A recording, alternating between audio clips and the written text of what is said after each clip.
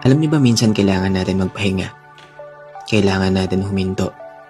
Hindi ibig sabihin tamad ka. Ibig sabihin, tao ka. Kasi rest is also a progress. Hindi laging grind, hindi laging hustle.